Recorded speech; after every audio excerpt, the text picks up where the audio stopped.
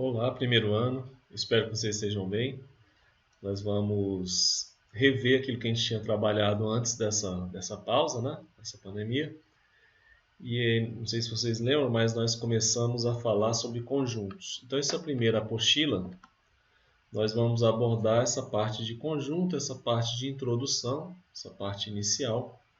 E tem no caderno de quem está vindo às aulas, mas vamos dar um apanhado, vou explicar todo o assunto, que é o que está na apostila 1 de conteúdos, que é essa parte introdutória de conjuntos, que dá uma visão geral do que é conjunto, ok? Bom, então vamos lá. Você olhar na sua apostila, você pode acompanhar a sua apostila junto com a aula. Eu começo falando dos conceitos básicos, ok? Lá nos conceitos básicos, a gente dá aquela noção, as noções primitivas, né? As definições. Então, quando eu falo em conjunto, conjunto é a ideia de uma coleção, né? Uma coleção de objetos. Isso que é um conjunto. Uma coleção de objetos, certo? E aí você vai pensar em cada objeto como sendo um elemento. Então, cada um desses objetos nós vamos chamar na matemática de elemento, ok? Por exemplo, vamos pensar aqui, você pegar o estojo, você pega o seu estojo, um estojo de lápis de cor. Você pega um estojo de lápis de cor, você concorda comigo que o estojo você tem um grupo, tem uma coleção de objetos, e cada lápis de cor é um objeto. Então, nesse caso, o estojo em si, ele seria o conjunto, nesse exemplo que eu estou dando. E o lápis de cor, cada lápis de cor seria um elemento. Então, você vai pensar no elemento como sendo um objeto, certo? E a coleção desses objetos é o que nós chamamos de conjunto. Tá ok? Nós podemos representar isso de várias maneiras, tá? Vamos ver mais alguns exemplos. Eu posso fazer aqui o conjunto das letras do alfabeto, certo? Chamar de conjunto A. Nós representamos o conjunto com letra maiúscula e colocamos os elementos do conjunto entre chaves. Tá? Então a gente vai seguir essa estrutura. Sempre nomear o conjunto com a letra maiúscula e os elementos desses conjuntos entre chaves. Então como é que ficaria esse conjunto das letras do alfabeto? Seria o conjunto que tem como elementos A, B, C, D, E, F, até chegar no último elemento, nesse caso, tem a quantidade de elementos que eu posso contar, Z. Ok? Note que esse conjunto é o conjunto A e cada um desses itens, cada um desses objetos aqui é um elemento. Então, no caso, esse conjunto que eu estou usando aqui, por exemplo, esse conjunto aqui ele tem 26 elementos. Tá? Outra forma de representar um conjunto igual a esse é você dar uma propriedade comum apenas aos elementos desse conjunto. Então, por exemplo, eu poderia escrever esse mesmo conjunto de outra maneira. Poderia escrevê-lo assim. A igual... Nesse caso aí, a gente vai usar uma letra. E essa letra vai representar um número qualquer. Ok? Então, ou um número qualquer ou um elemento qualquer. Eu vou usar aqui o x. Esse meu x vai representar todo e qualquer elemento do conjunto A. Então, esse x aqui ele é um genérico, representa todo elemento de A. Então, essa é outra forma de representar. Em vez de escrever todos os elementos um a um, eu usar um x, um genérico, aí, uma variável, e essa variável representa todos os elementos. Aí eu coloco que propriedade que tem para esses elementos. Qual a propriedade comum a todos esses elementos que eu fiz aqui no conjunto A? Todos eles são letras do alfabeto. Não existe nenhum elemento que tenha essa propriedade que esteja fora desse conjunto. Então, eu poderia escrever assim, ó, x tal que. Esse símbolo matemático que vocês estão vendo aqui, nós lemos como tal que. X tal que. X é letra do alfabeto. Então, eu estou usando o x aqui como representando uma variável. Ele representa uma letra qualquer do alfabeto. Tá ok? Perfeito? Poderia fazer outros conjuntos diversos. Por exemplo, eu poderia fazer aqui o conjunto D dos dias da semana. Domingo, segunda, terça, até chegar no sábado. Note que esse conjunto tem 7 elementos, certo? Cada um desses elementos seria um dia da semana. Então, eu poderia escrever por uma propriedade, usaria o x representando o elemento desse conjunto, tal que x é dia da semana. Tá ok? Outra forma que eu posso representar o conjunto é usando uma forma visual, usando um diagrama. O que é o diagrama? Eu coloco, por exemplo, vamos imaginar que eu tenho um conjunto A dos números naturais. Os números naturais são 0, 1, 2, 3 até o infinito, né? Mas eu quero os números naturais menores que 5. Então seria 0, 1, 2, 3 e 4. Tá aí meu conjunto. Esse conjunto aí tem 5 elementos. Tá ok? E aí eu faço o seguinte. Outra forma de representar. Eu uso o x para representar o elemento desse conjunto. X tal que x é natural. A gente usa esse símbolo aqui, significa que pertence aos naturais. Eu vou explicar ainda o que significa esse símbolo. Mas eu estou só ambientando vocês porque às vezes em algum livro que você vai consultar, que você vai estudar, às vezes aparece essa forma, essa notação, que é a mesma coisa que eu fiz no primeiro exemplo.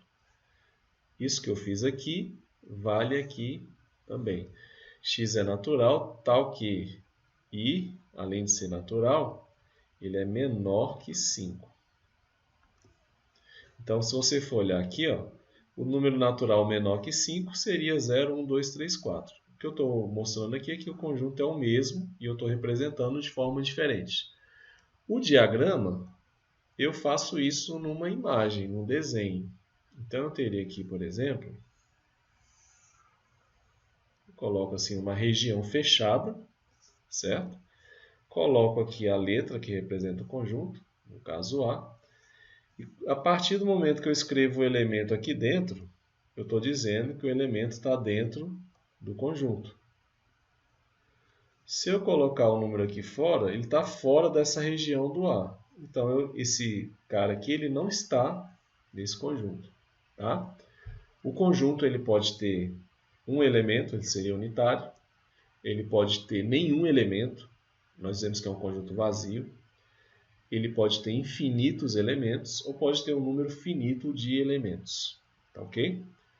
Então, vamos fazer mais exemplos aqui para ficar bem claro. Eu posso pegar, por exemplo, o conjunto A, formado apenas pelo número 5. Eu posso pegar o conjunto P dos números pares. Quais são os números pares? São aqueles números múltiplos de 2. Vamos pegar os pares não negativos. 0, 2, 4, 6, 8, 10, 12. Note que esse conjunto ele não termina. Então, a gente usa aquela notação da reticência, né, para dizer que isso aqui vai continuar indefinidamente, certo? Eu posso ter, por exemplo, um outro conjunto, o conjunto, vou chamar conjunto M, conjunto dos anos que o Palmeiras foi campeão mundial, por exemplo. Mas o Palmeiras não foi campeão mundial. Então, isso é um conjunto que não tem elementos, é um conjunto vazio. Eu posso representar dessa maneira, ou posso representar assim. Tá ok? Perfeito? Então, essa é a introdução inicial que nós fazemos sobre conjuntos. Tá ok? Note que no material de vocês tem essas... Eu estou seguindo o material, é lógico que eu não coloquei todas as observações. Ó. Falamos o que é conjunto, o que é elemento, como se representa, exemplos, né? Algumas observações que tem lá eu comentei aqui, o diagrama. Tudo isso está na apostila 1, certo? E agora, finalmente, as relações de pertinência. Como o nome já diz, pertinência é pertencer ou não pertencer, certo? Vocês vão notar que é uma coisa que causa um pouco de confusão, que eu vou dar a mesma ideia, só que com nomes diferentes, dependendo da situação. Olha só. Vamos usar o diagrama, que o diagrama é um bom recurso, né, para a gente usar. Imagine que eu tenho um conjunto A. Esse conjunto A tem alguns elementos. 2, 3, 7, 9, 11, 13. E tem aqui, fora dele, 6, 8, 4 e 5. Note que se eu fosse escrever o conjunto A, eu poderia escrever dessa forma, né? O conjunto A, que tem os elementos 2, 3, 7, 9, 11 e 13. Nota que a ordem não importa, tá? Se eu tivesse escrito esse conjunto A de outra maneira, por exemplo, 7, 11, 13, 2, 3, 9.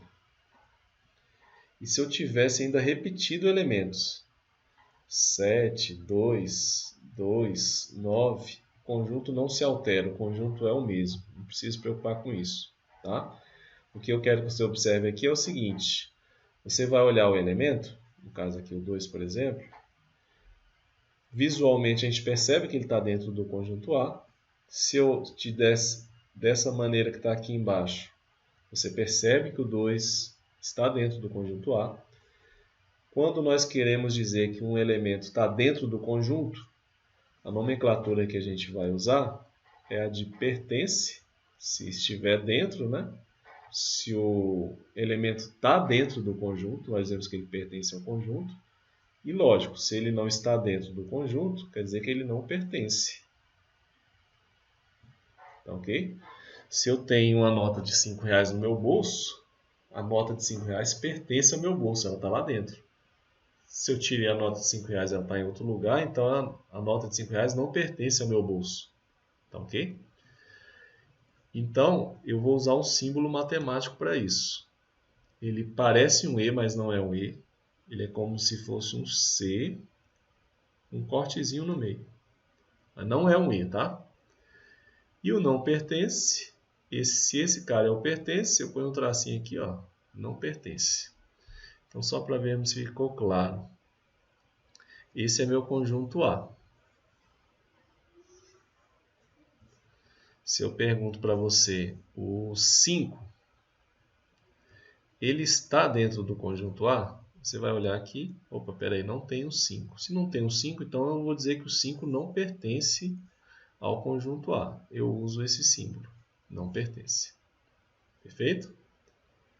Agora, o número 7, ele pertence, ele está dentro do conjunto A? Opa, o 7 está aqui. Se eu subir aqui no meu diagrama, olha o 7 ali, ó. Ele está lá dentro do A, ele pertence ao conjunto A. Então, nós usamos o símbolo pertence. Tá ok? Então, pertence é aquele elemento está dentro, se não pertence é porque o elemento está fora.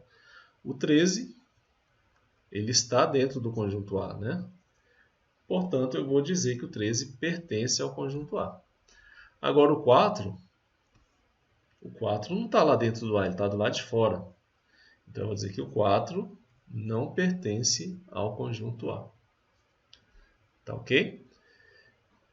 Agora, eu vou sempre observar o seguinte. Quando eu dou a ideia de pertencer ou não pertencer, de dentro ou fora, a gente tem que analisar dois casos. Se eu estiver olhando um elemento dentro do conjunto, a gente vai usar essa nomenclatura, pertence ou não pertence. Agora, pode acontecer de eu ter um conjunto dentro de outro conjunto, certo? Vamos colocar aqui. Vamos ver se cabe aqui embaixo. Então, por exemplo, olha só. Eu tenho um conjunto A.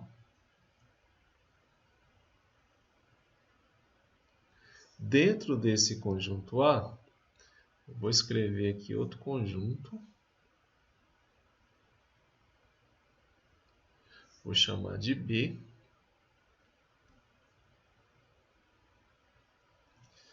E vou colocar aqui mais um conjunto,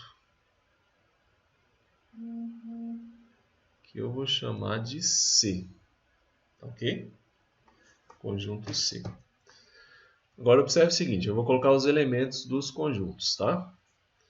Aqui tem o 5, aqui tem o 2, aqui tem 1, aqui tem 3, aqui tem 4, aqui tem 6, aqui tem 7, 8 e 9. Eu posso te dar os conjuntos dessa maneira, por diagrama. Ou eu posso te dar um conjunto escrevendo os valores, né? Escrevendo os elementos do conjunto. Vamos ver aqui? Então tem aqui o conjunto A, o conjunto B e o conjunto C. Eu quero que você observe o seguinte. Você está vendo que o conjunto B está dentro do conjunto A? Ele está dentro, certo? É como se você imaginasse eu pegar um copo. Imagina que eu pego um copo aqui. Peguei um copo e eu encho esse copo de bolinha de gude. Certo? Enchi ele de bolinha de gude. Vamos pensar aqui que a bolinha de gude, cada bolinha de gude é um elemento, é um objeto. E o copo, ele é um conjunto. Ok? Então a bolinha de gude está dentro do copo. Eu digo que a bolinha de gude pertence ao copo. Peguei essa bolinha de gude e coloquei dentro de uma caixa. Coloquei dentro de uma caixa. Faça de conta aí, use o seu poder de abstração, faça de conta que isso é uma caixa. Você concorda comigo que a bolinha de gude está dentro da caixa? E o copo também está dentro da caixa. Então você tem conjunto dentro da caixa e todo elemento que está do conjunto copo está dentro da caixa. Imagina se eu pegasse essa caixa aqui e pusesse ela dentro de um guarda-roupas.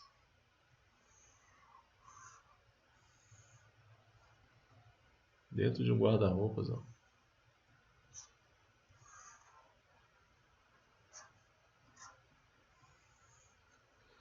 Você concorda comigo que eu posso dizer que a bolinha de gude pertence ao conjunto copo, pertence ao conjunto caixa e pertence ao conjunto guarda-roupa, certo? E eu posso dizer que a caixa está dentro do guarda-roupa, só que a caixa não é elemento, a caixa é um conjunto. Então, ao invés de dizer que o conjunto pertence a outro conjunto, eu não vou usar pertence, porque o pertence eu vou usar só para elemento, só para bolinha de gude. Quando eu tiver um conjunto dentro do outro, que a gente chama de subconjunto, eu vou dizer que aquele conjunto ele está contido no outro conjunto. Então, o conjunto copo, ele está contido no conjunto caixa e o conjunto caixa está contido no conjunto guarda-roupa. Tá? Então, a ideia de pertence ou não pertence é a mesma, só que o nome a gente tem que mudar, porque eu vou usar o nome de pertence ou não pertence, essa nomenclatura, somente para elementos. Perfeito? Então, vamos ver aqui, ó. Vamos escrever os elementos para ver se ficou bem claro. Tem o conjunto A. O conjunto A tem... Você vai olhar tudo que está dentro do conjunto A. Vamos fazer primeiro o conjunto B, fica mais fácil, né? Conjunto B, esse cara aqui, ó. Quais elementos estão dentro do conjunto B? Olha lá. Eu tenho 3, o 4 e o 6. Vamos ler que ele está mais fácil de fazer, né? 3, 4 e 6. Agora vamos ver o conjunto C. O conjunto C também não está difícil. Porque olha lá, o conjunto C é essa região. Você vê que ele está demarcando uma região. Tem 3 elementos no conjunto C. Olha lá. 7, 8 e 9.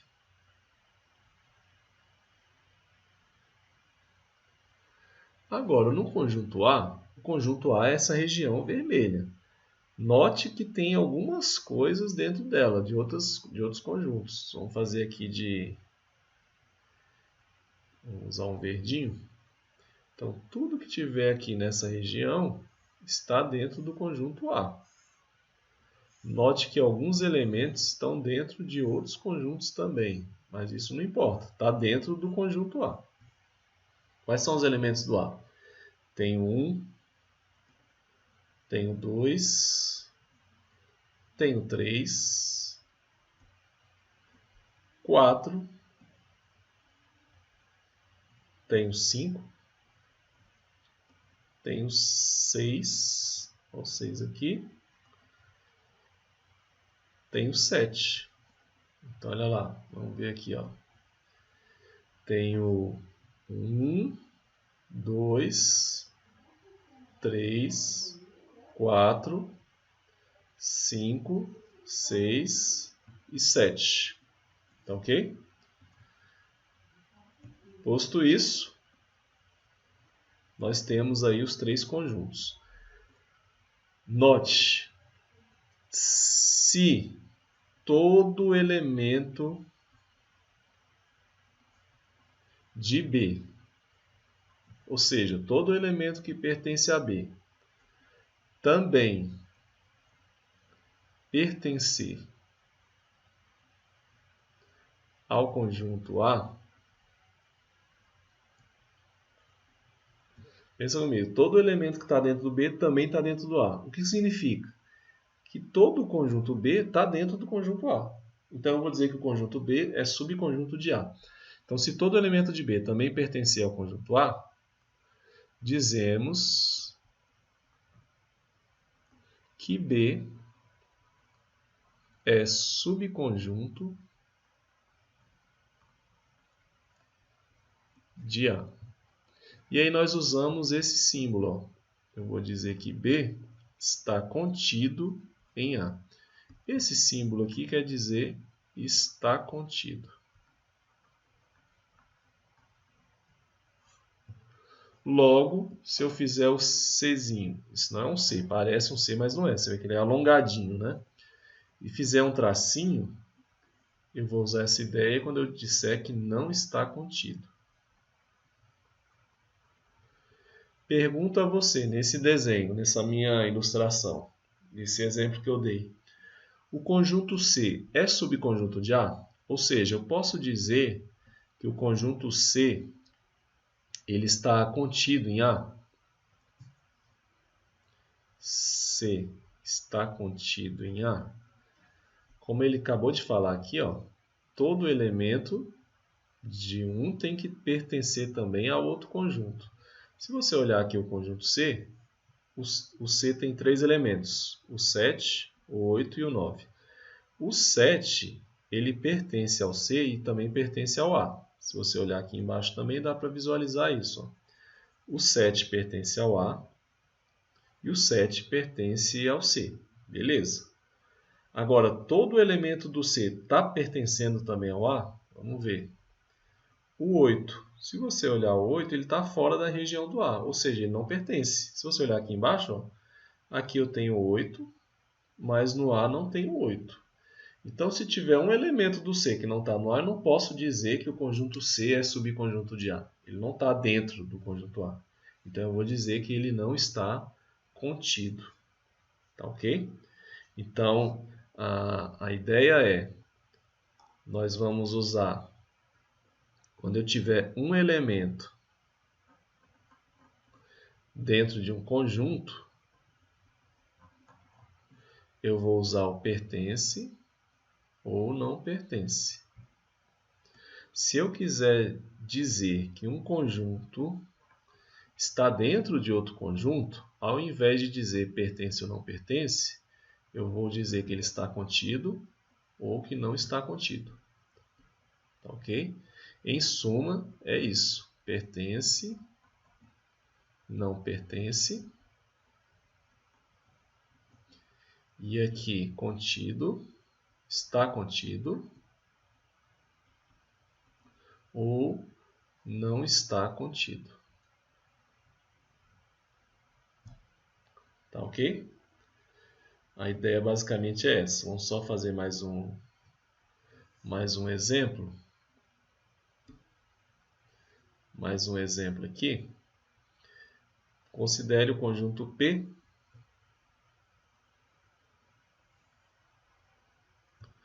considere o conjunto Q, ó, e considere o conjunto R.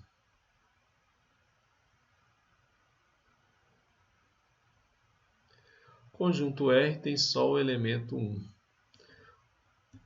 O conjunto P tem mais isso e isso. O conjunto R tem isso, o Q, desculpa, e isso. Bom, então vamos ver quando é que eu uso pertence e não pertence, quando eu uso contido e não contido. Como eu disse para vocês, pertence ou não pertence, eu vou usar para elementos. Se você olhar, ele não parece com a letra E? É só lembrar, E de elemento. Quando eu quiser verificar se um elemento pertence ou não pertence ao conjunto, você usa o Ezinho, tá? De estar dentro ou estar fora. Então, o 4. O 4 é um conjunto ou um elemento? O 4 é um objeto. O conjunto é uma coleção, né? Que pode ter nenhum, pode ter um ou pode ter vários. Então eu vou dizer, será que o 4 está dentro do conjunto P? Tá, o 4 aqui está dentro da região do P, então eu vou dizer que o 4 pertence a P. Tá, ok? E o 2? O 2 está dentro do conjunto P? O 2 está aqui, está dentro do conjunto P. Pertence a P. E o 2? Será que o 2 também está dentro do conjunto R? Quando eu olho no conjunto R, eu só estou vendo um elemento no conjunto R. Então, ele não pertence ao conjunto R. E o 8? Pertence ao conjunto R? O 8 está aqui, está longeão, tá vendo? Bem longe do R, fora do conjunto R. Não pertence.